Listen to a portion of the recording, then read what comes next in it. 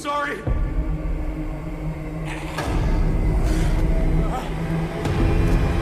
No! No! From the start, The Sinking City 2 provides an atmospheric and deeply unsettling experience, with its moods set clearly early on.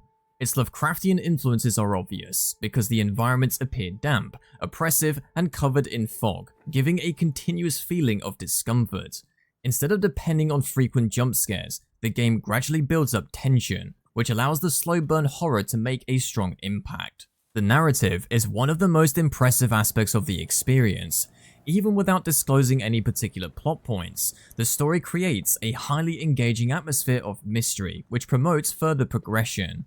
The game gives a sufficient number of answers so that the player feels the experience is meaningful, while at the same time leaving a number of questions unanswered, achieving a balance that is hard to attain and one that is mostly successful in this case.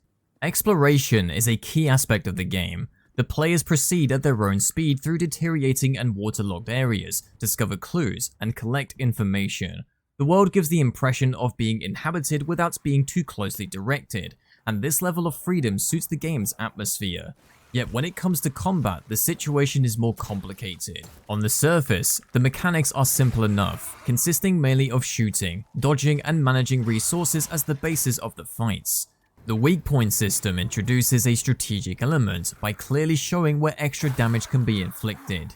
Although small battles are easy to handle, larger numbers of enemies cause the situation to become much more intense and demand quick prioritization as well as a good sense of spatial awareness. Such moments can indeed be quite tense. On the other hand, the combat feedback is missing a certain level of refinement.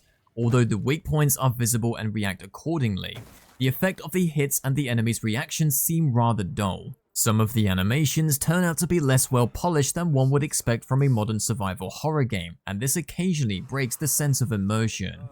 In terms of technical performance, the game runs well on the standard PS5, the controls are responsive, and there are no serious performance problems. Although one progression bug meant that an earlier save had to be loaded. This was a bit of an inconvenience, but not serious enough to break the game. It is the sort of issue that will ideally be fixed in future updates.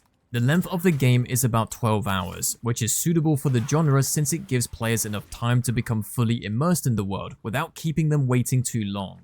Those who enjoy atmospheric survival horror featuring strong mystery elements will discover plenty to like.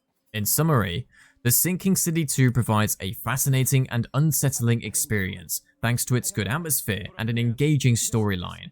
Although some elements of the combat and animations could use a bit more refinement, the game's advantages more than make up for its disadvantages. It receives a score of 4 out of 5 and is worth looking at even for those who don't usually like games in this genre, on the condition that they realize it is not perfect. I hope you enjoyed my review of The Sinking City 2. Thank you for watching.